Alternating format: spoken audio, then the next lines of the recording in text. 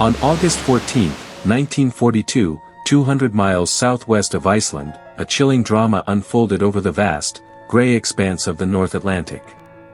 Second Lieutenant Elza Shahan, his oxygen mask tight against his face, peered through the distinctive twin booms of his P-38F Lightning. Beside him, Major John Weltman piloted another Lightning, their weary patrol broken by the sudden appearance of a dark shape on the horizon, a German Focke-Wulf Fw 200 Condor, a 4-engine maritime patrol bomber. This encounter would forever alter the Luftwaffe's understanding of twin-engine fighters, revealing a deadly advantage they had yet to comprehend. We will later explore how this shocking revelation reshaped aerial combat doctrine. The confrontation began when a Royal Air Force Northrop Nomad patrol bomber first located the Condor and radioed its position. Lieutenant Joseph Schaefer, flying a P-40 Warhawk, initiated the assault. His machine guns found their target, sending smoke billowing from one of the Condor's engines. Then, Shahan and Weltman surged forward, their P-38s accelerating with a force unmatched by single-engine aircraft. Closing in, they unleashed their combined firepower, 4.50 caliber machine guns and a 20mm cannon from each Lightning, all centrally mounted, converging on a single point. The Condor's fuselage erupted in flames, sending the massive German bomber plummeting into the Atlantic. The American pilots circled once to confirm their kill before turning back towards Iceland. They had just participated in the destruction of the first Luftwaffe aircraft brought down by United States Army Air Force fighters. The P-38 Lightning, which delivered the decisive blows, would soon earn a fearsome reputation, compelling German pilots to completely rethink their assumptions about twin-engine aircraft.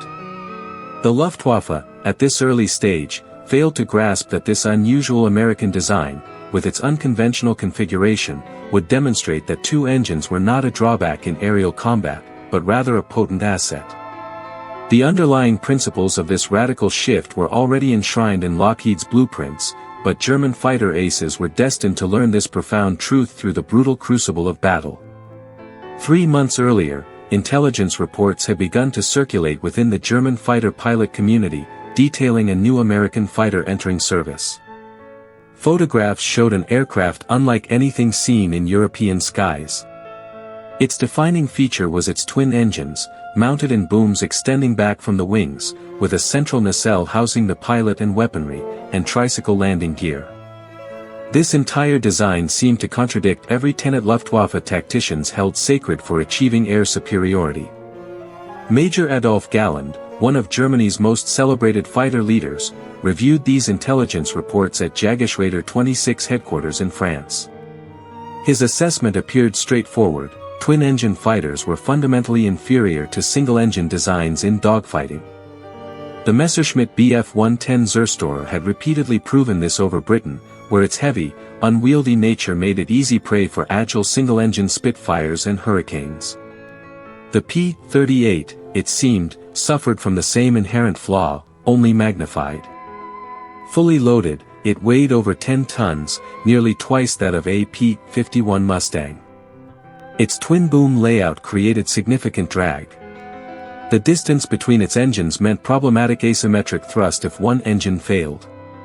The centerline weapons pod, far from the pilot's natural sightline, suggested aiming difficulties.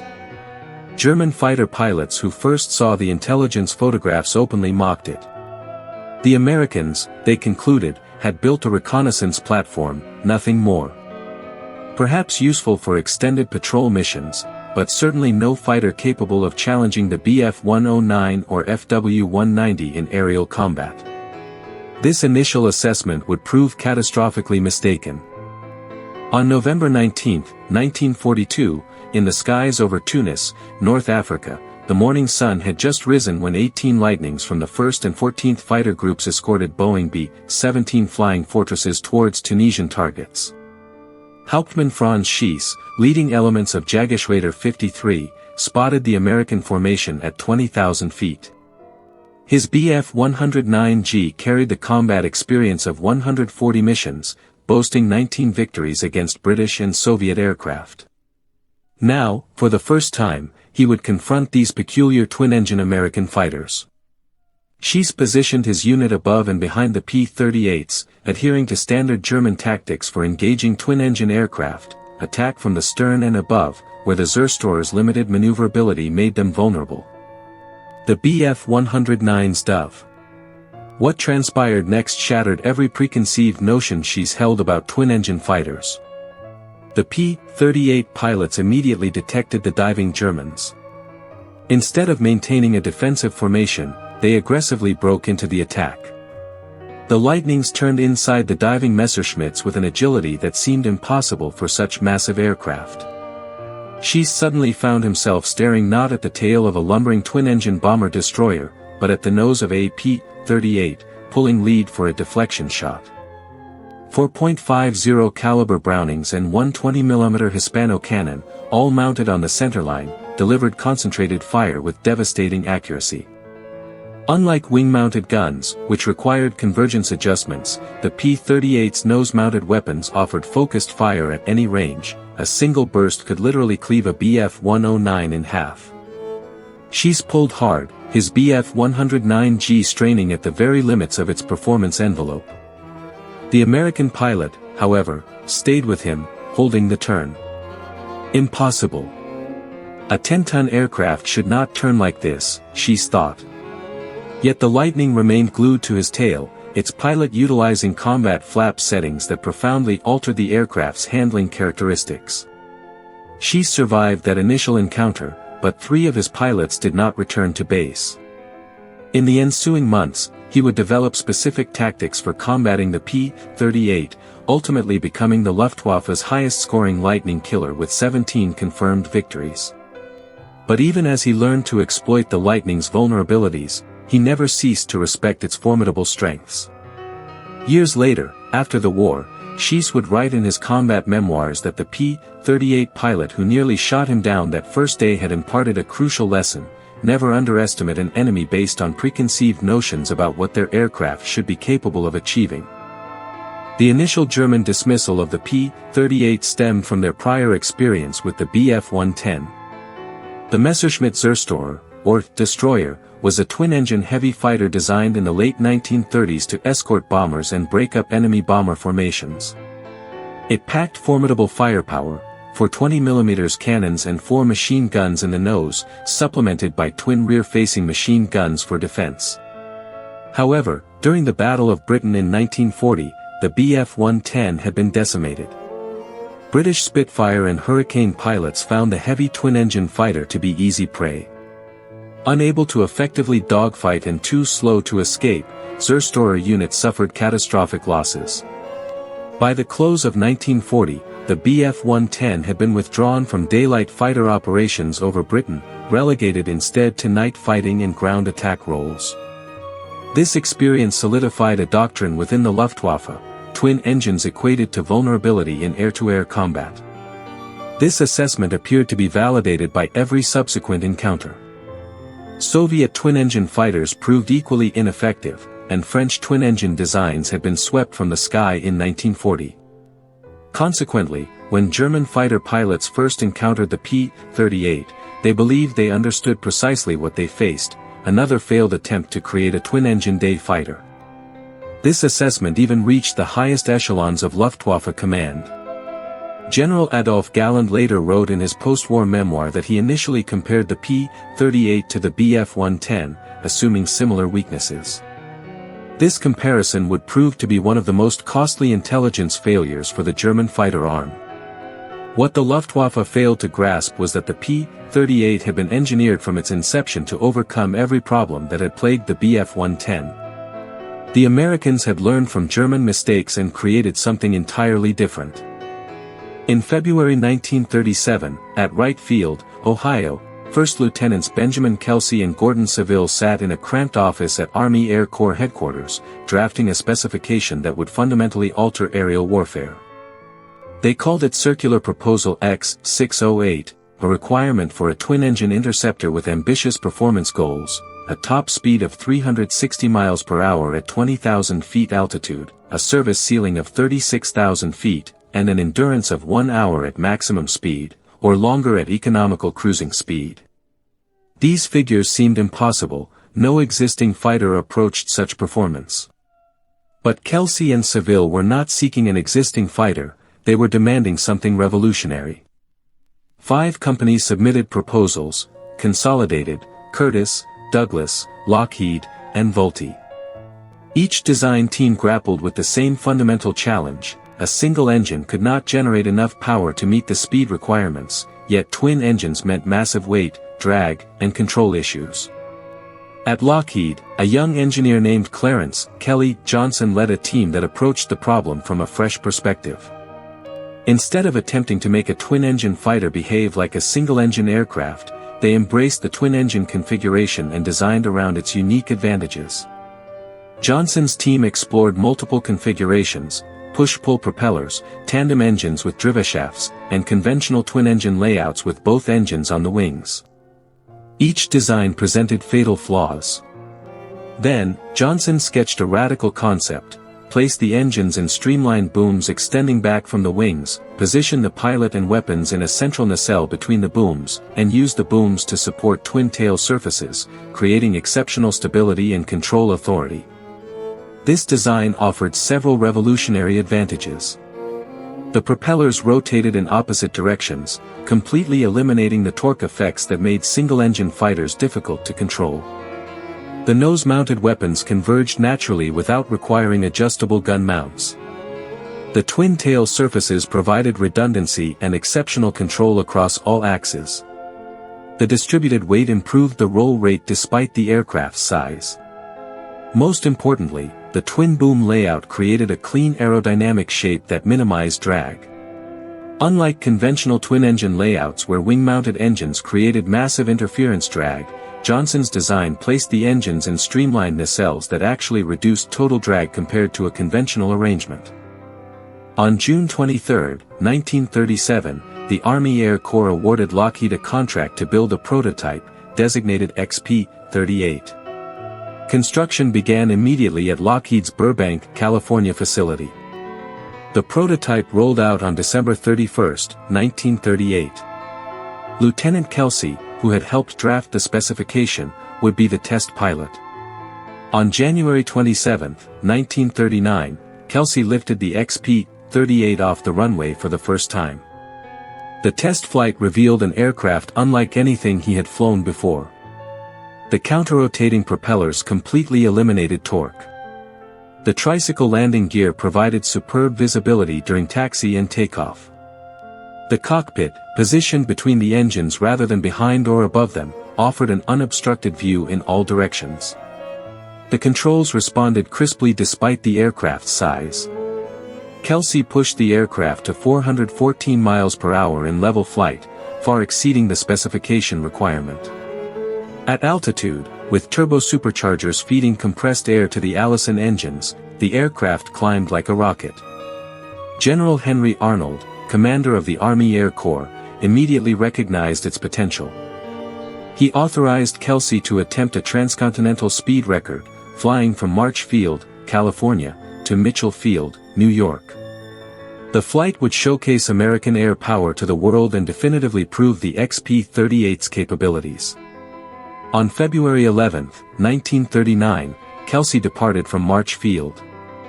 He reached Mitchell Field in 7 hours and 2 minutes, including 2 refueling stops. The flight shattered the previous transcontinental record and made national headlines. Then, disaster struck. As Kelsey made his final approach to Mitchell Field, carburetor icing caused both engines to lose power. The XP-38 crashed short of the runway, utterly destroyed. Kelsey walked away uninjured, but the only prototype lay in ruins. The crash could have ended the program. Instead, it validated the design. Kelsey's survival in a crash that demolished the aircraft proved the inherent safety of the twin-boom layout. The pilot's nacelle remained intact even though both engine nacelles were obliterated. The Army Air Corps immediately ordered 13 YP-38 evaluation aircraft. By the time production P-38s reached combat units, Lockheed had resolved the teething problems that plagued early models.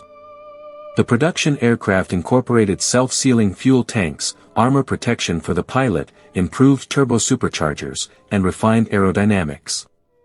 Most importantly, Lockheed test pilot Milo Burcham had developed combat tactics that exploited the P-38's unique characteristics. Unlike single-engine fighters that relied on tight turning radii, the Lightning utilized speed, zoom climbs, and diving attacks. The twin-engine power allowed vertical maneuvers impossible for single-engine aircraft. German pilots who first encountered the P-38 in combat had no experience with these tactics. They expected to fight a Bf-110. Instead, they faced something entirely new.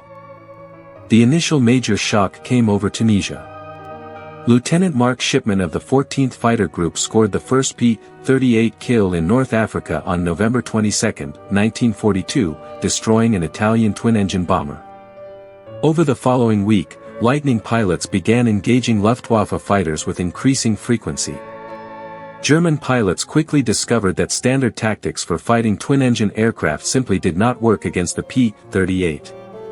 The Lightning could outturn the Bf-109G-6 at low altitude when properly flown.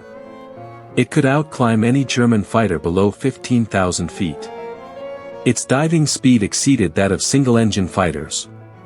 Most devastatingly, the P-38's nose-mounted weapons delivered concentrated firepower that destroyed German fighters with shocking efficiency. A 1-second burst, approximately 60 rounds from 4.50 caliber guns plus 15 rounds from the 20mm cannon, could literally saw a Bf-109 in half. Franz Stigler, a Luftwaffe ace who would survive the war with 28 victories, encountered P-38s over Tunisia in early 1943. He later wrote about the experience with unusual candor. The Lightning could turn inside us with ease, and they could go from level flight to climb almost instantaneously. We lost quite a few pilots who tried to make an attack and then pull up.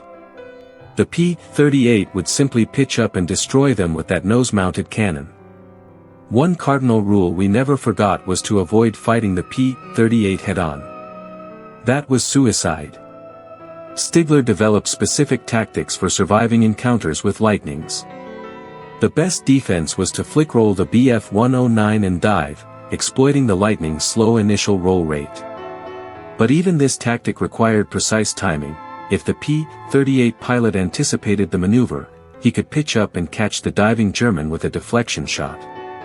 Johannes Steinhoff, commander of Jagdgeschwader 77 in North Africa, had extensive experience fighting the P-38. His assessment was more nuanced than the initial German dismissal, but equally telling. Steinhoff acknowledged that his unit's Bf-109s were perhaps a little faster than the P-38 in level flight. But he stated unequivocally that a dogfight with the twin-engine fighter was daunting because its turning radius was much smaller. The Lightning could quickly get on the tail of a Bf-109 if the German pilot made any mistake.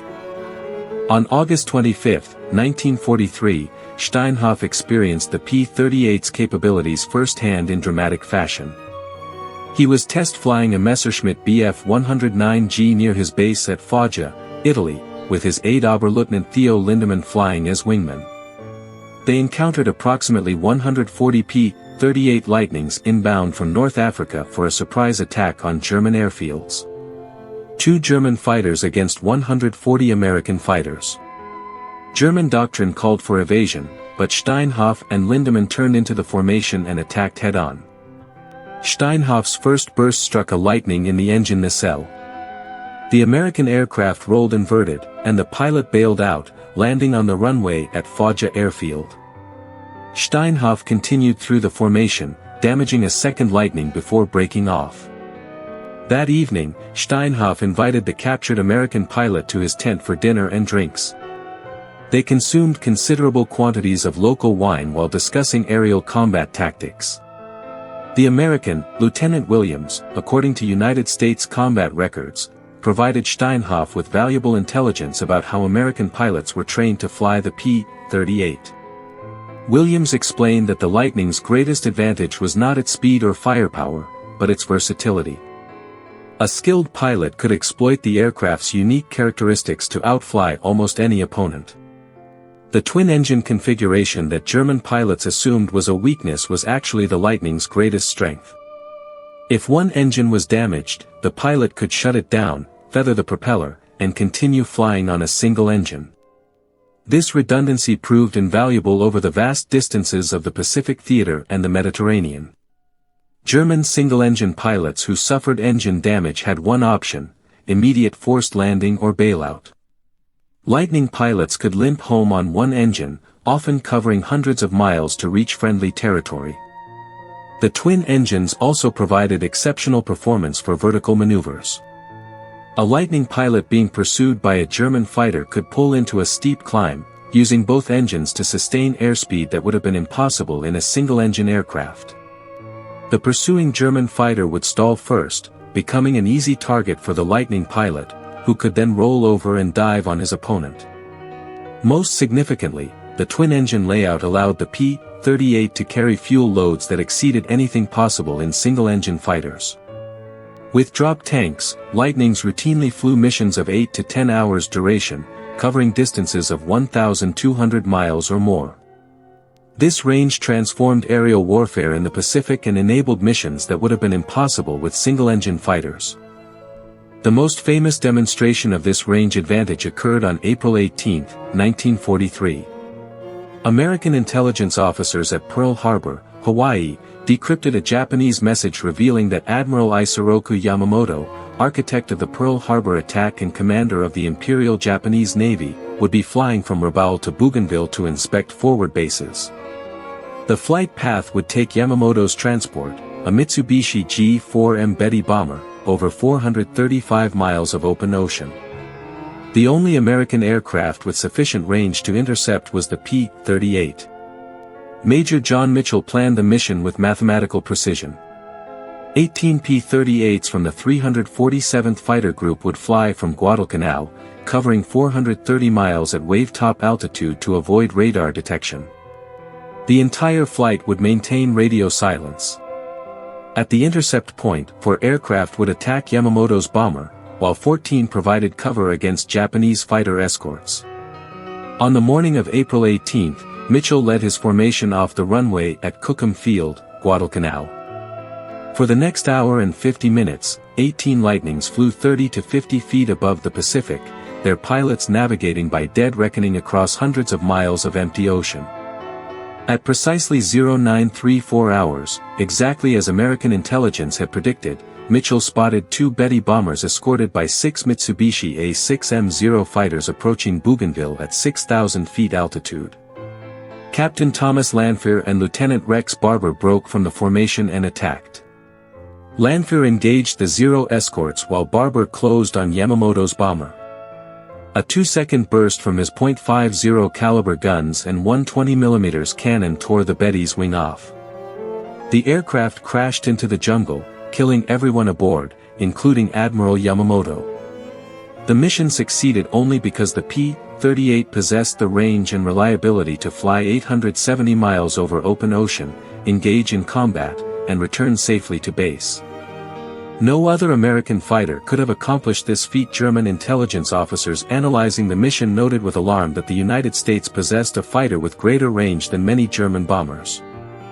But the lessons of the Yamamoto mission did not filter down to German fighter pilots quickly enough. Throughout 1943, Luftwaffe pilots continued to underestimate the P-38 with predictable results. On April 5, 1943, 26 P-38Fs of the 82nd Fighter Group engaged German and Italian fighters over North Africa. The Americans claimed 31 enemy aircraft destroyed for minimal losses. The 82nd Fighter Group earned the nickname from captured German pilots, the Fork-tailed Devil, a grudging acknowledgement of the Lightning's effectiveness. However, the reliability of this nickname remains questionable. No German combat reports from that period mention using such a term. The phrase may have been invented for American propaganda purposes. What is certain is that German pilots developed a healthy respect for the Lightning's capabilities, even if they never called it the Fork-tailed Devil in their own language.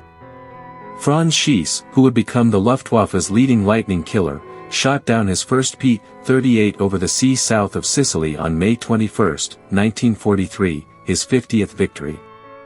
By this time, Schiess had developed specific tactics for exploiting the P-38's weaknesses. The Lightning's initial roll rate was slow in the first 10 degrees.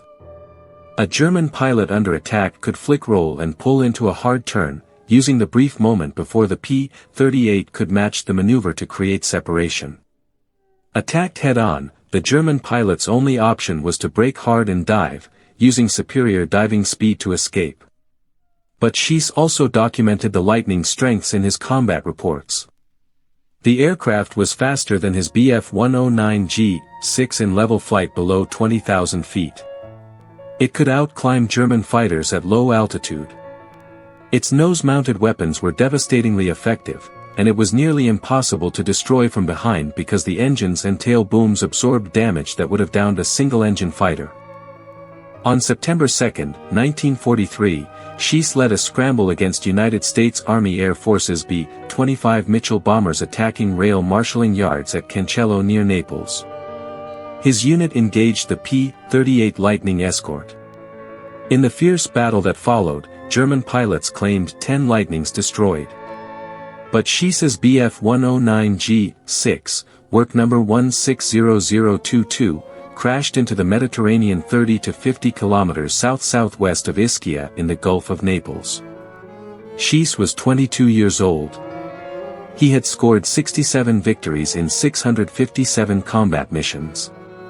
17 of those victories were P-38s, making him the highest-scoring Lightning killer in the Luftwaffe. But even this experienced ace, who had developed tactics specifically for fighting the P-38, fell to the Lightning's guns. The irony was not lost on surviving German pilots. The twin-engine fighter they had initially dismissed as inferior had destroyed their highest-scoring specialist in combat against it.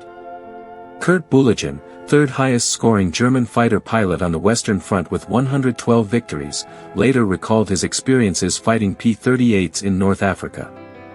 Once in Africa we were 6 Bf 109s and met 8 P-38s and shot down 7. The P-38 was easy to burn. But Bülogen's account revealed more complexity than simple dismissal. He acknowledged that, properly flown, the P-38 was dangerous. The 7 victories he described came against inexperienced American pilots who made tactical errors. Against veteran Lightning pilots who understood their aircraft's capabilities, the outcome was very different. By late 1943, German pilots had developed a comprehensive understanding of the P-38's strengths and weaknesses. Intelligence officers compiled detailed reports on how to fight the Lightning effectively, attack from above and behind when possible, using superior diving speed to avoid engagement if the Lightning turned into the attack. Never engage in head-on attacks. The concentrated nose-mounted firepower gave the Lightning an overwhelming advantage in such encounters. Avoid turning fights at low altitude where the Lightning's superior power-to-weight ratio provided an advantage. If caught in a turning engagement, flick roll and dive immediately, using the Bf 109's superior diving performance to escape if overwhelmed. The Lightning suffered from compressibility problems in steep dives that limited its ability to follow. Most importantly, never assume the P-38 is an easy kill because it has 2 engines. That assumption had already cost too many German pilots their lives. But even as German pilots learned to fight the Lightning more effectively, they faced a new challenge. Improved versions of the P-38 were reaching combat units with capabilities that far exceeded earlier models. The P-38J, which entered service in August 1943, incorporated numerous improvements. Most significantly, it featured hydraulically boosted ailerons that dramatically improved roll rate. The slow initial roll response that German pilots had learned to exploit largely disappeared. The P-38J also featured dive flaps that could be deployed at high speed to prevent compressibility. Previously, Lightning pilots had been reluctant to follow German fighters into steep dives because control forces became prohibitively high as the aircraft approached transonic speeds. With dive flaps, P-38 pilots could follow diving German fighters all the way to the ground. Later P-38J models incorporated improved cockpit heating. Earlier Lightnings suffered from notoriously cold cockpits in the high-altitude environment of European combat. At 26,000 feet over Germany, pilots shivered in bitterly cold cockpits. Their hands and feet became numb with cold, and in some instances, frostbitten. Not infrequently, a pilot was so weakened by conditions that he had to be assisted out of the cockpit upon return. The heating problem stemmed from the cockpit's position between the engines rather than behind them. Warm air had to be ducted from the engines out on the wings, and the system provided minimal heat. The improved heating in later models solved this problem, making the Lightning more effective in European operations. Despite these improvements, the P-38 never achieved the same level of success in Europe as in the Pacific and Mediterranean theaters. Several factors contributed to this disparity. Combat in Europe typically occurred at altitudes above 20,000 feet, often exceeding 30,000 feet. At these altitudes, the Lightning's Allison engines, even with turbo-superchargers, could not match the performance of Rolls-Royce Merlin-powered P-51 Mustangs or late-model German fighters.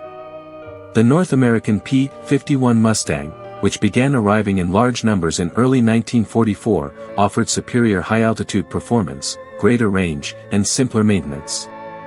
The Mustang achieved 3.3 miles per gallon, while the Lightning got less than 1.8.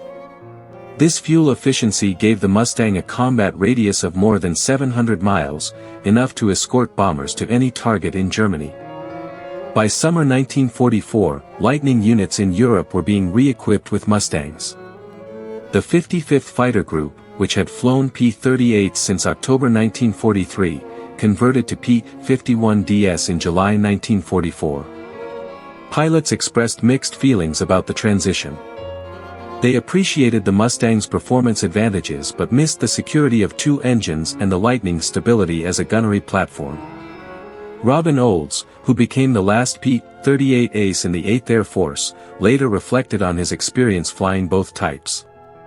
Flying a P-38J, he downed 5 German fighters on 2 separate missions over France and Germany.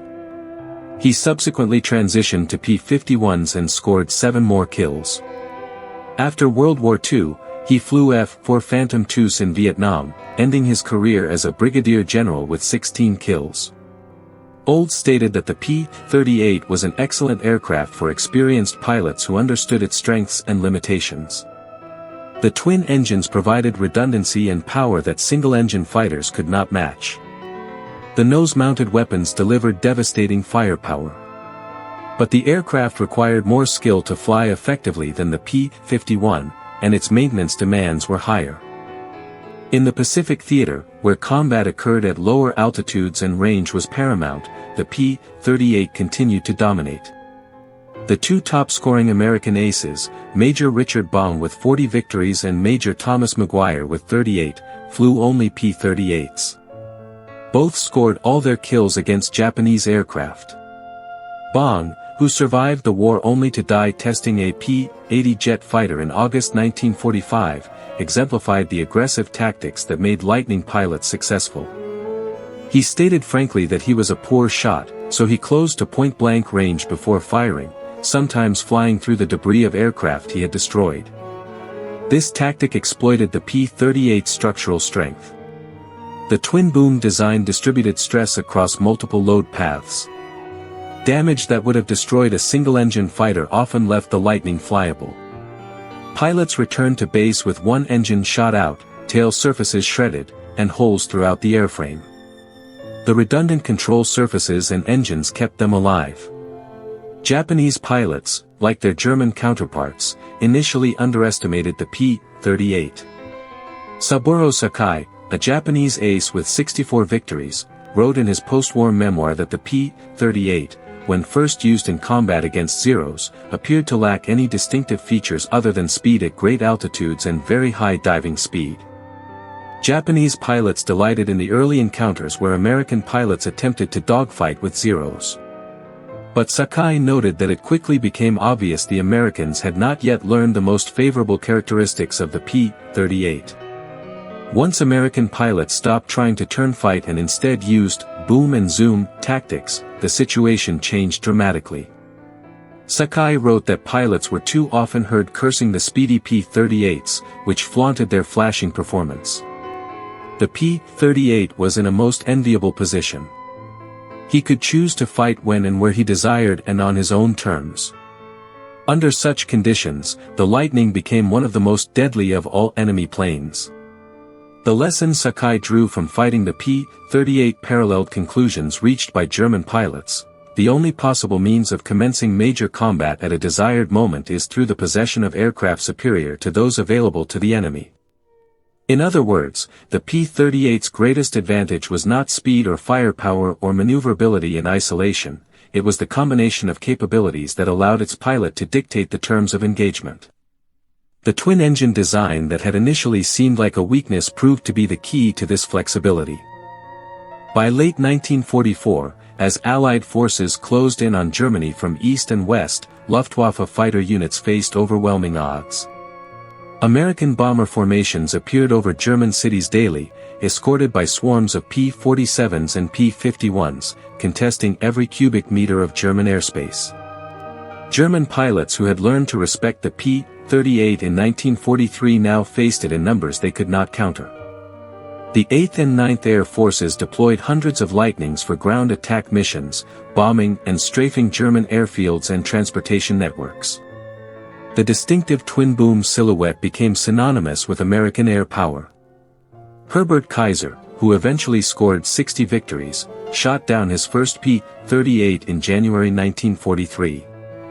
He later stated that the P-38 should be respected as a formidable opponent, that it was faster and more maneuverable than the Bf-109 G-6 model he flew, especially since the G-6 was slowed by underwing armament. Johann Pichler, who encountered P-38s over Italy in 1943, found them faster in climbs than his own aircraft. Testimony from German pilots consistently acknowledged the Lightning's capabilities, even as they claimed victories against it. The statistics reveal the complexity of the P-38's combat record.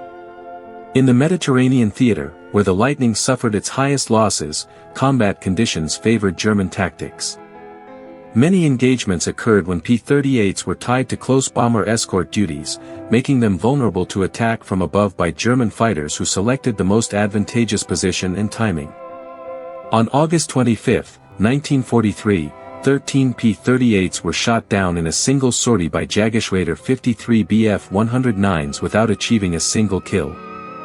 On August 30, 13 more fell to German and Italian fighters. On September 2, 10 P-38s were shot down in combat with Bf-109s of JG-53, though this engagement also cost the Germans 4 Bf-109s, including Franz Schiess.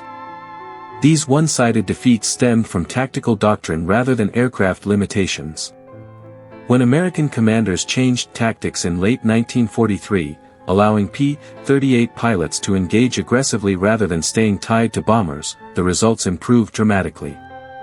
Overall, P-38 pilots in all theaters claimed approximately 1,900 enemy aircraft destroyed. Losses totaled approximately 1,300 Lightnings from all causes, including accidents and ground fire. The kill-to-loss ratio, while not matching the P-51 Mustang's performance, demonstrated that the twin-engine fighter was far from the easy prey German pilots had initially assumed. The legacy of the P-38's combat performance forced a fundamental reassessment of twin-engine fighter design. Before the Lightning, conventional wisdom held that twin engines inevitably meant inferior dogfighting capability. The P-38 proved this assumption wrong when the design properly exploited the advantages twin engines provided. Post-war analysis by both American and German aviation experts identified several key factors that made the P-38 successful where previous twin-engine fighters had failed. First, the unconventional twin-boom layout minimized drag and created excellent weight distribution. Unlike conventional twin-engine designs where engines on the wings created massive interference drag and asymmetric thrust problems, the Lightning's streamlined nacelles and counter-rotating propellers largely eliminated these issues. Second, the concentrated nose-mounted armament provided devastating firepower without the complexity of synchronized wing guns. A skilled P-38 pilot could destroy enemy aircraft at ranges where wing-mounted guns would have been ineffective due to convergence issues. Third, the twin engines provided redundancy and power that transformed combat tactics.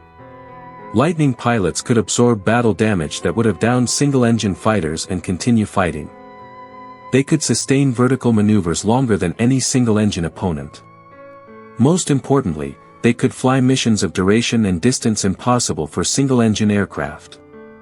Fourth, the Lightning's forgiving handling characteristics made it accessible to pilots who were trained primarily on single-engine aircraft. While it required skill to exploit fully, the P-38 did not demand the specialized training that made other twin-engine fighters difficult to master. German aviation engineers studied captured P-38s extensively, hoping to replicate the design's success. But by the time they fully understood what made the Lightning effective, Germany lacked the resources to develop competing designs.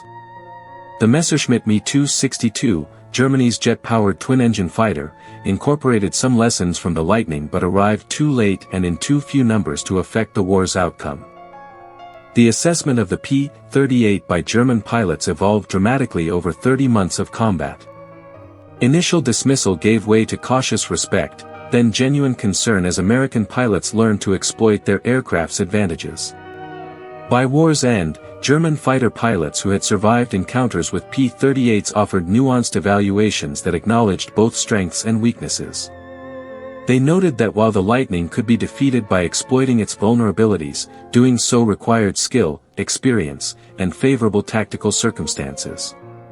Against veteran American pilots who understood their aircraft, the P-38 was deadly. The transformation in German attitudes toward the P-38 paralleled their broader realization about American air power.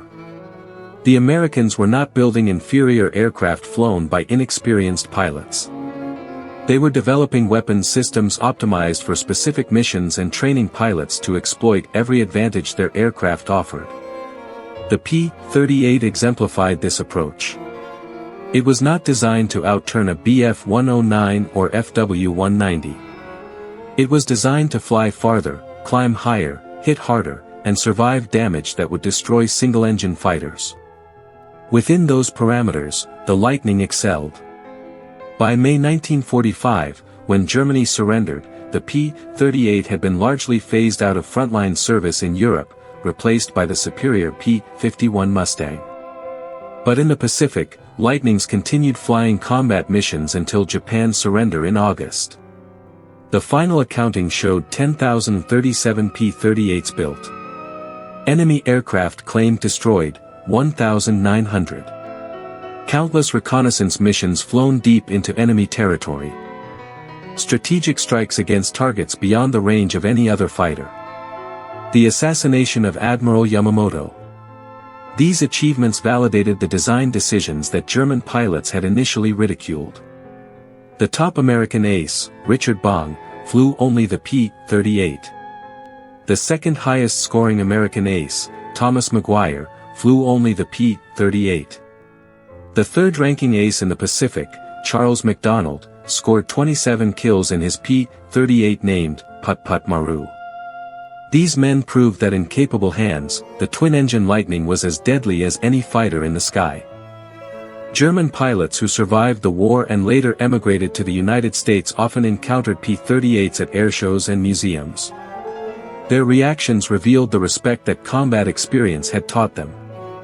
Franz Stigler, the ace who had advised pilots to never engage the P-38 head-on, visited the National Museum of the United States Air Force in Ohio in 1986. He stood before the museum's Lightning for nearly an hour, examining the nose-mounted weapons, the twin booms, the tricycle landing gear. A museum volunteer asked what he thought of the aircraft. Stigler responded that it was the most innovative fighter design of the war. He acknowledged that German engineers had been too conservative, too committed to conventional layouts. The Americans had been willing to try something radical, and it had worked. Johannes Steinhoff, who had shot down 4 P-38s in a single engagement over Italy, later stated in a post-war interview that he considered the Lightning the most dangerous Allied fighter he faced. This assessment surprised many, given that Steinhoff had also fought against Spitfires, Mustangs, and Soviet fighters. But Steinhoff explained that the P-38's combination of range, firepower, and survivability made it uniquely threatening. A Spitfire or Mustang might shoot you down in a dogfight, Steinhoff noted, but the P-38 could be anywhere. Strike from any direction. Absorb your return fire and escape to fight again. That versatility made it more dangerous than single-engine fighters with superior performance in specific parameters. The lesson German aces learned about the P-38 extended beyond aviation. They had assumed that American engineering and tactics would follow conventional patterns. When the Americans introduced innovations like the Lightning's twin-boom design, German pilots initially dismissed it as naive experimentation. Combat revealed the error in this thinking. The Americans were not naive. They were approaching aerial warfare from different assumptions, willing to try unconventional solutions if those solutions provided tactical advantages. This willingness to innovate, to build aircraft optimized for specific missions rather than following conventional formulas, characterized American air power throughout World War II. The P-38 was simply one example of this, albeit a particularly striking one.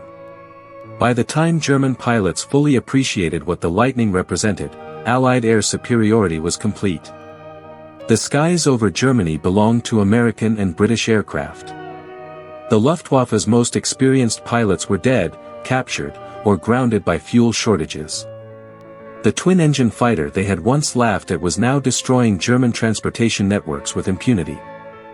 In the final analysis, the P-38 Lightning accomplished exactly what its designers intended. It provided the United States Army Air Forces with a fighter capable of missions impossible for single-engine aircraft. Its unconventional design, initially ridiculed by German pilots, proved to be revolutionary rather than foolish. The twin engines that seemed like a fatal weakness were actually the Lightning's greatest strength. They provided redundancy, power, range, and survivability that transformed aerial combat tactics. German aces learned this truth through bitter experience, one engagement at a time. Some lessons can only be learned through combat. For Luftwaffe fighter pilots in 1942 and 1943, the P-38 Lightning taught one of the war's hardest lessons: never underestimate an enemy based on preconceptions about what their weapons should be capable of achieving. The twin-boom fighter that violated every principle of German fighter design doctrine proved devastatingly effective in the hands of skilled American pilots. The metrics of this effectiveness were written not in theoretical performance specifications, but in combat records that could not be denied.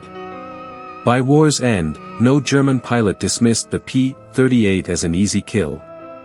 They had learned to respect the Lightning's capabilities through the most unforgiving teacher available: experience. The story of the P-38 Lightning stands as a testament to innovation's power in warfare. Lockheed's designers had created something genuinely new, an aircraft that solved problems in unconventional ways. German pilots who initially laughed at photographs of the strange twin-boom fighter eventually developed tactics specifically for fighting it, acknowledging its strengths even as they sought to exploit its weaknesses. Those German aces who survived the war often reflected on their encounters with the Lightning. Some, like Franz Stigler and Johannes Steinhoff, wrote extensively about the aircraft in post-war memoirs. Others shared their experiences in interviews decades after the conflict ended. Their testimony consistently revealed a progression from dismissal to respect. The P-38 had earned its reputation through combat performance that forced even the Luftwaffe's best pilots to revise their assumptions about twin-engine fighters. In the end, the Lightning accomplished something more significant than accumulating victory tallies. It proved that unconventional designs could succeed if they properly exploited the advantages their configuration provided. The twin engines that German pilots assumed were a liability proved to be a deadly advantage. That lesson shaped fighter design for decades after World War II ended. Twin-engine fighters like the F-4 Phantom II, F-14 Tomcat, and F-15 Eagle trace their lineage back to principles the P-38 demonstrated: power, range, survivability, and weapon load matter more than adherence to conventional single-engine layouts. Those who underestimated the P-38 learned this truth the hardest way possible: in combat, against an enemy who understood how to exploit every advantage their aircraft offered. The distinctive twin-boom silhouette that seemed so strange in intelligence photographs proved to be the shape of aerial warfare's future. The Lightning's thunder echoed across 3 years of combat, from Iceland to Tokyo. And in that thunder, German aces heard a message they couldn't ignore: innovation wins wars, conventional thinking loses them. They had underestimated the P-38 Lightning. Then they realized its twin engines were a deadly advantage. The realization came too late to change the outcome, but it transformed their understanding of what was possible in aerial combat. The strange American fighter with 2 engines and twin booms had rewritten the rules, and German pilots paid the price for assuming those rules could never change. The men who fought against America left the most honest record of its power. Battlescars brings you one of those stories every single day. If this one held you to the end, subscribe. Tomorrow's story is already waiting. And your next one is right here.